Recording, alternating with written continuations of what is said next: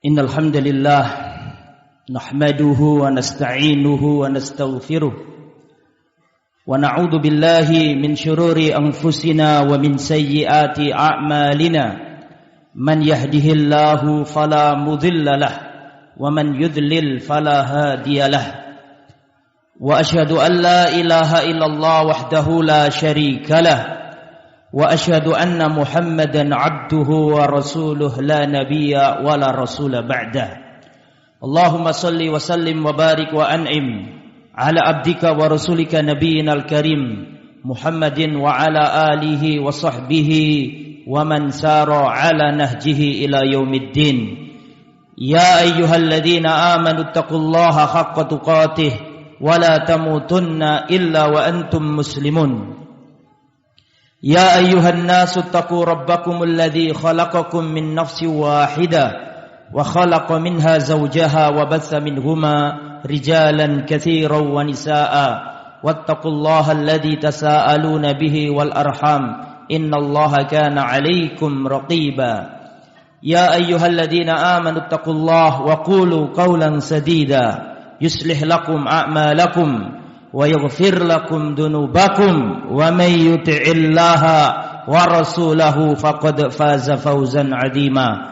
Amma ba'd, fa inna asdaqal hadisi kitabullah wa khairal huda huda Muhammadin sallallahu alaihi wasallam wa syarral umuri muhdatsatuha wa kullu muhdatsatin bid'ah wa kullu bid'atin dhalalah wa kullu dhalalatin finnar wa ba'd.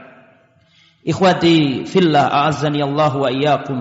Alhamdulillah, Allah Subhanahu wa taala masih meringankan langkah kaki kita, mempermudah jalan kita sehingga kita bisa datang ke salah satu rumah di antara rumah-rumah Allah. Hadirnya kita di sini membuktikan ada iman di dalam hati kita. Karena hanya orang yang beriman saja yang bisa mendatangi salat Jumat.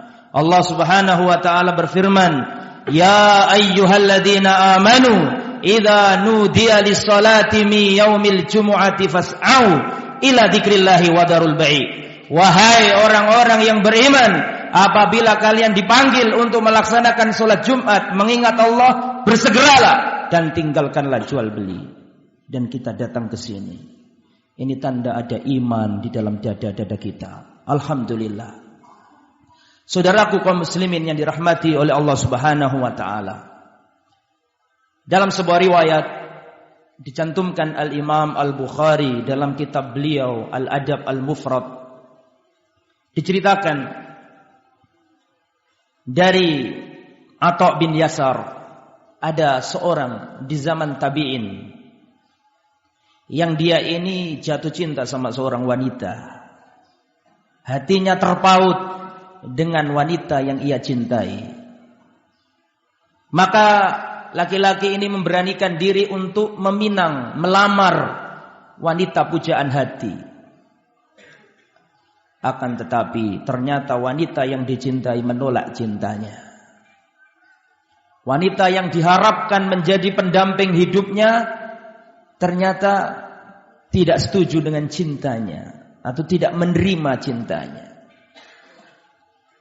Maka gelap gulita bagi laki-laki ini karena cintanya tidak terbalas. Tiba-tiba datang laki-laki lain melamar wanita tersebut, dan ternyata wanita tersebut menerima pinangan laki-laki yang kedua. Maka laki-laki pertama ini dilanda api cemburu. Semakin gelap gulita dunia terasa baginya. Maka apa yang terjadi? Karena matanya gelap, hatinya gelap, akhirnya laki-laki ini membunuh wanita yang dia cintai. Kalau dia tidak bisa menjadi milikku, tidak boleh ada laki-laki di dunia yang memiliki dirinya. Dibunuhlah wanita ini.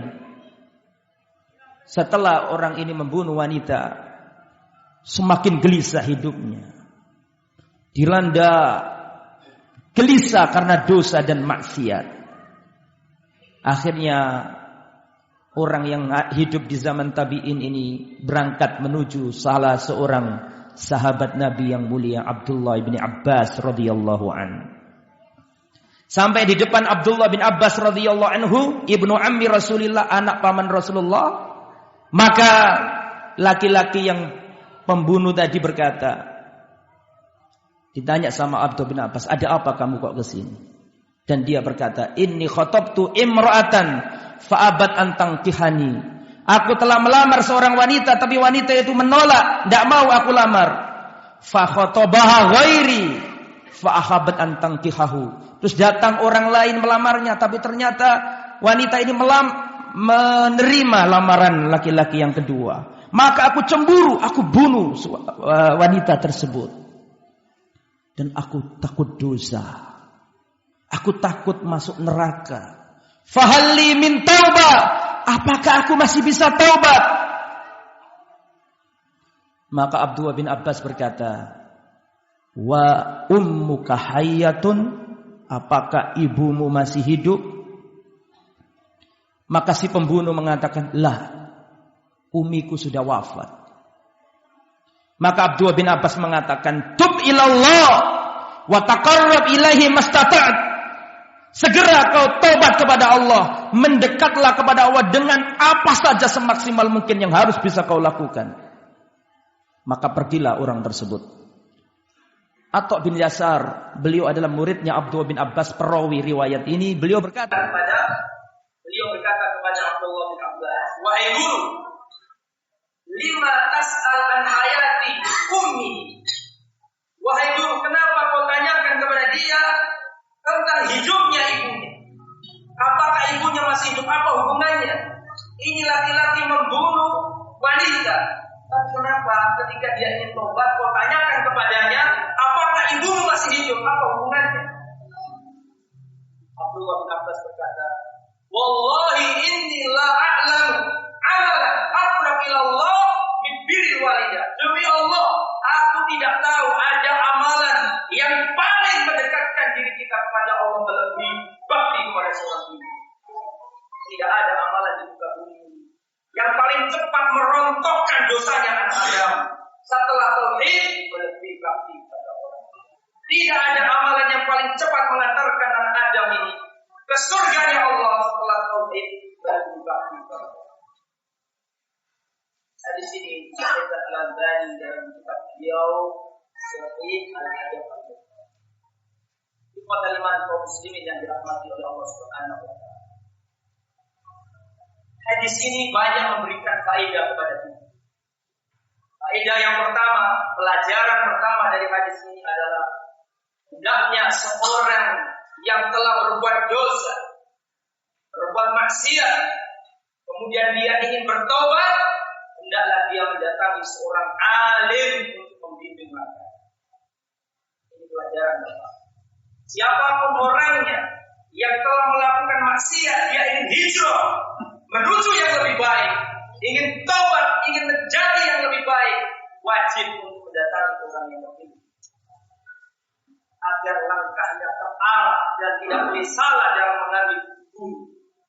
Maka dia datang kepada orang yang istimewa, ibnu ammin Nabi, anak pamannya Nabi yang didoakan Nabi. Allahumma faqihu fid din wa 'allimhu ta'wil.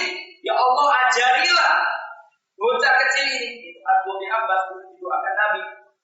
Ya Allah, ajarilah anak ini urusan agamanya, pahamkan urusan agamanya, dan ajarilah dia ilmu tafsir.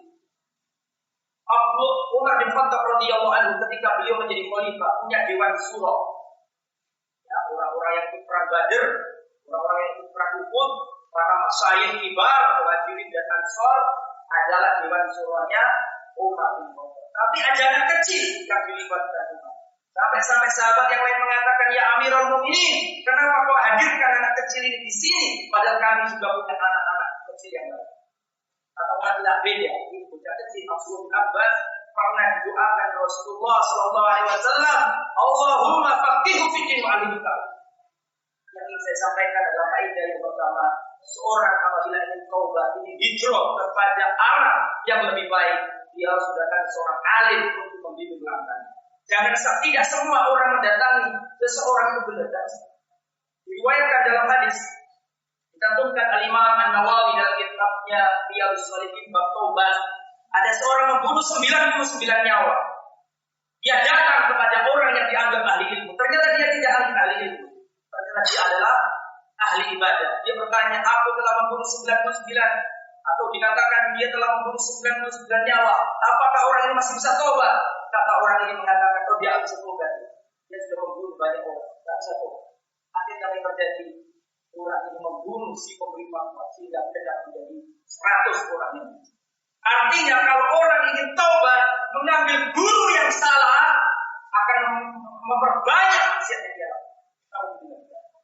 Ini pelajaran yang pertama. Kalau ingin taubat, dapatilah guru yang benar, yang membimbing langkah kita.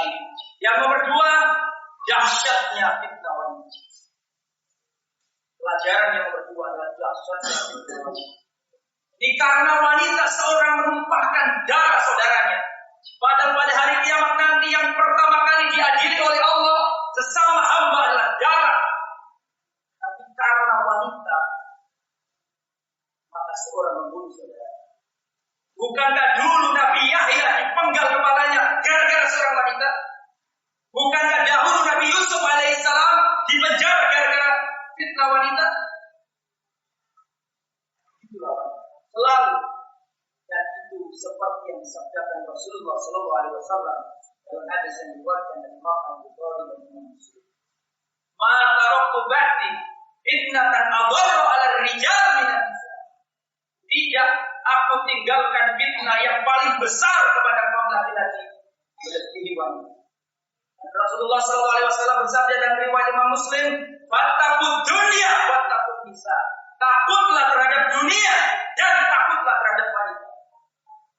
Bukankah wanita itu bagian dari dunia? Seandainya Rasulullah hanya mengatakan fattaqud dunya, takutlah kepada dunia, sebenarnya wanita sudah masuk. Tetapi dikeluarkan dari yang umum, dikhususkan lagi fattaqud dunya wattaqun nisa, takutlah terhadap dunia dan takutlah terhadap wanita. Padahal wanita bagian dari dunia. Ini kata para ulama, dzikrul khas ba'dal 'am, menyebutkan sesuatu yang khusus setelah sesuatu yang umum. Ada li ahamiyatil khusus, menunjukkan pentingnya yang khusus, lebih hebatnya yang khusus. Fitnah wanita. Padahal kita hati-hati dengan fitnah wanita di zaman ini. Jangan kita jadikan istri kita, anak-anak putri kita penolong setan untuk merusak kaum muslimin. Jagalah istri kita, jagalah anak-anak kita, putri-putri kita. Ini pelajaran yang nomor 2. Pelajaran nomor 3 adalah qatlun nafsi min kaba'ir dzunub. Membunuh nyawa adalah dosa yang besar di antara dosa-dosa yang paling besar. Dan membunuh nyawa ini 5 balasannya. Allah ancam dengan 5 hal. Wa may yaqtul mu'minan muta'ammidan fajazaohu jahannam khalidan fiha wa ghadiba Allahu 'alaihi wa la'anahu wa a'adda lahu 'adaban 'azima. Membunuh nyawa itu ancamannya 5. Wa may yaqtul mu'minan muta'ammidan, barang siapa membunuh nyawa dengan sengaja, fajazaohu jahannam, neraka jahannam. Khalidan fiha, kekal selama-lamanya. Wa ghadiballahu alaihi, Allah murka kepadanya. Wa la'anahu, Allah melaknatnya. Wa a'addalahu 'adaban 'azima, Allah sediakan adab yang agung kepada 5. Bagaimana orang ini tidak takut sedangkan dia diancam dengan 5 hal? Neraka jahanam, kekal, dimurkai, dilaknati, disediakan adab yang pedih. Maka dia gelisah takut. Pelajaran yang nomor 4 adalah man ahabba syai'an ghairallahi udziba bihi. Barang siapa mencintai sesuatu selain Allah, dia akan tersiksa dengannya. Jangan pernah kita mencintai sesuatu berlebihan melebihi cinta kita kepada Allah. Al-Imam Ibnu Qayyim mengatakan man ahabba syai'an ghairallah udziba bihi. Barang siapa mencintai sesuatu selain Allah, dia akan tersiksa dengannya.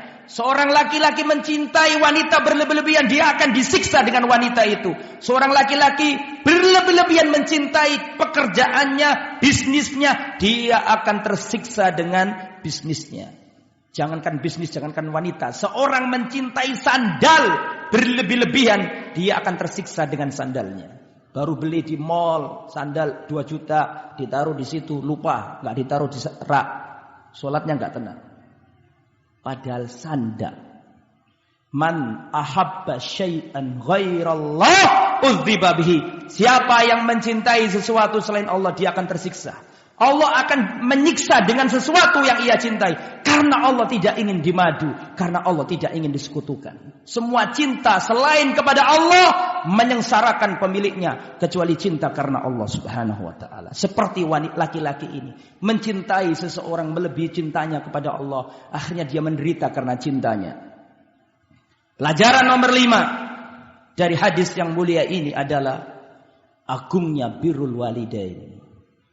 Agungnya berbakti kepada orang tua. Wabil khusus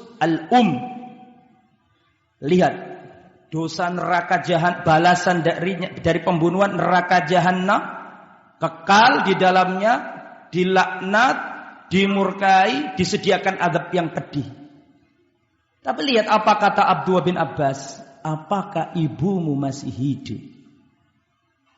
Seakan-akan Abdullah bin Abbas memahamkan kepada orang ini, sulit dosamu diampuni oleh Allah kecuali dengan amalan yang istimewa, dan amalan istimewa itu adalah berbakti kepada seorang ibu.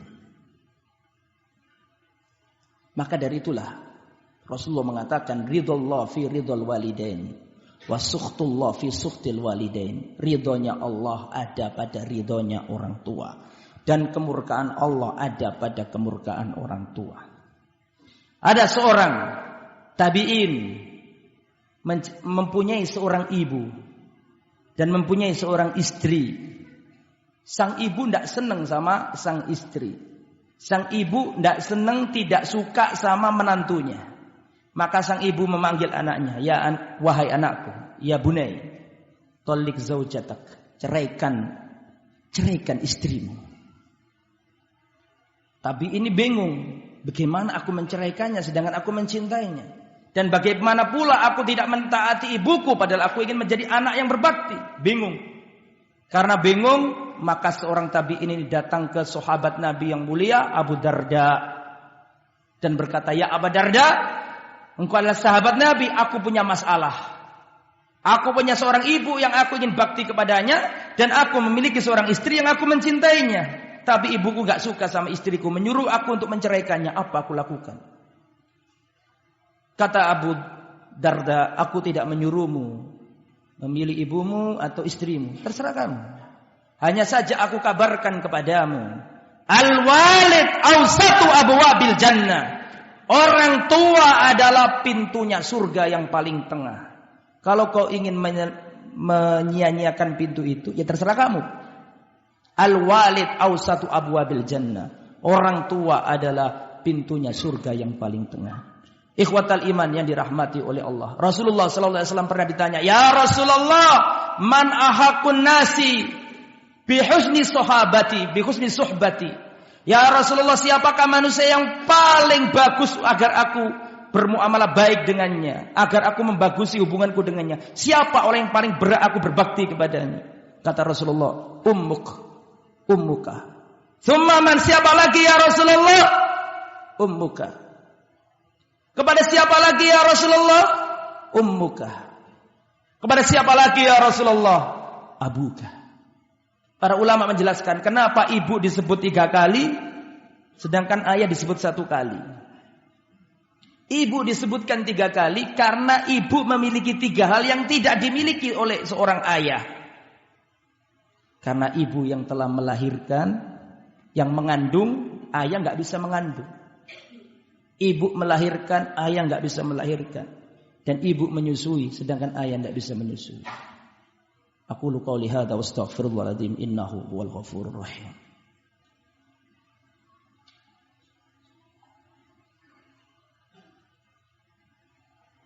Alhamdulillah wassalatu wassalam ala Rasulillah wa ala alihi wa sahbihi wa wala haula wala quwata illa billah. Ikhwatal iman, kaum muslimin yang dirahmati oleh Allah Subhanahu wa taala.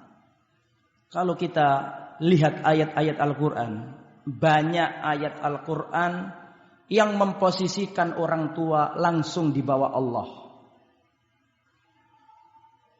Di antaranya adalah wa qadha rabbuka alla ta'budu illa iyyah wa bil walidaini ihsana.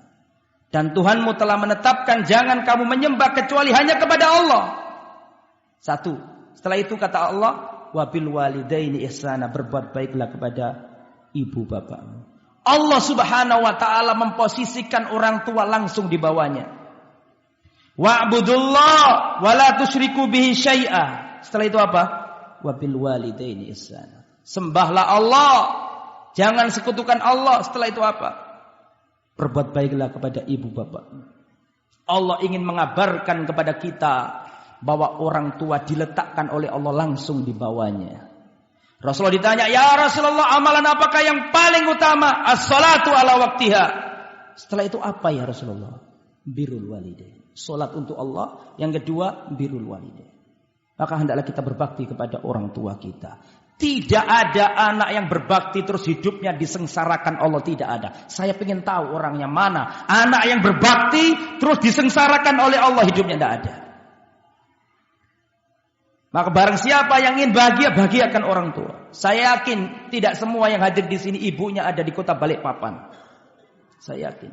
Ibumu sebelum tidur malam hari, ibumu berpikir, anakku di mana? Anakku di Balikpapan. Apakah istrinya ini baik kepadanya? Bagaimana cucuku?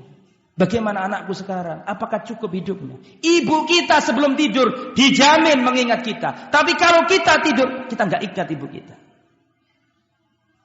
Coba kita renungkan kembali, di mana ibu kita sekarang ini? Kalau ibu kita masih hidup, bagaimana? Sehat apa enggak dia ini? Kalau ibu kita sudah wafat, pikirkan apakah sekarang ibu kita mendapatkan nikmat kubur ataukah siksa kubur. Ikhwatal iman yang dirahmati oleh Allah. Tidak ada amalan yang paling dicintai Allah setelah tauhid melebihi bakti kepada orang tua. Kalau ibu bapakmu masih hidup, kamu masih mendapati pintu surga di dunia. Tapi kalau ibu bapakmu sudah mati, pintu itu tertutup, tidak akan kembali sampai hari kiamat nanti sebelum menyesal. Dan kita tidak akan berbakti kepada orang tua. Kita belum dikatakan berbakti kecuali sudah melakukan 3 hal.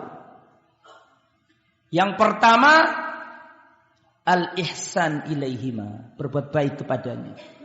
Memberi sebelum diminta, menyenangkan hatinya orang tua, memberi, membuat bahagia pertama.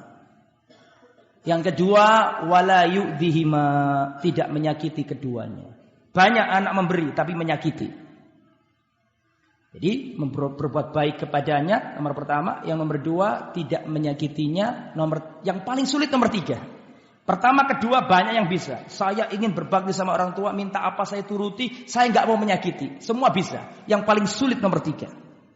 As-sabru ala adahuma, sabar dari orang tua. Banyak anak tidak bisa. Banyak anak tidak bisa. Ustaz, saya berbakti pada orang tua, minta apa saya turuti, saya juga gak mau menyakitinya. Tapi yang selalu disebut-sebut kebaikannya, Ustaz, selalu anaknya yang sana, bukan aku. Kalau kamu sakit hati, kamu belum berbakti. Karena bakti yang paling bakti adalah kamu sabar dari gangguan orang tuamu. Karena orang tuamu sudah lama sabar kepada dirimu. Orang tuamu sudah lama ketika kamu sakit, ketika kamu gak bisa tidur, ketika kamu... Orang tua ini ya, kalau sudah sepuh, kalau sudah banyak merepotkan anak, meskipun anak itu soleh, soleh-solehnya anak, kalau orang tua sudah sering merepotkan, kalau sudah mohon maaf, kalau buang air sudah diranjangnya, sungguh menyulitkan anak yang soleh tetap datang ke rumah sakit, cari rumah sakit terbaik, dokter yang terbaik. Tetapi ada satu titik, ketika ada titik jenuh, bertahun-tahun orang tua ya membuat anaknya merasa keberatan, akan ada titik anak itu berkata, ya Allah, kapan kau ambil ibu bapak? Kapan kau ambil ibuku ya Allah?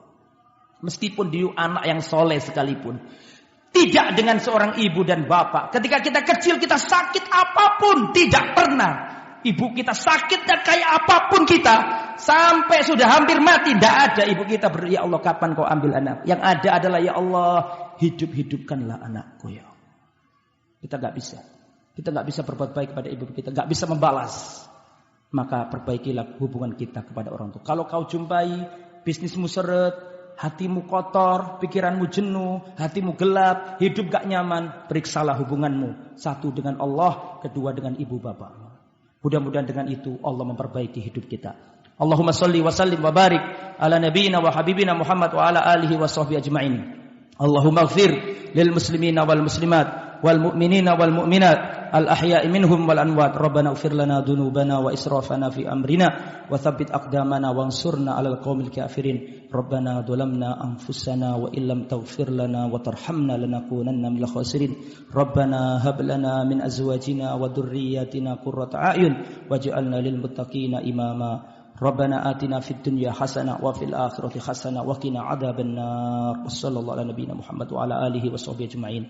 Walhamdulillahi rabbil alamin. Aqimissalah.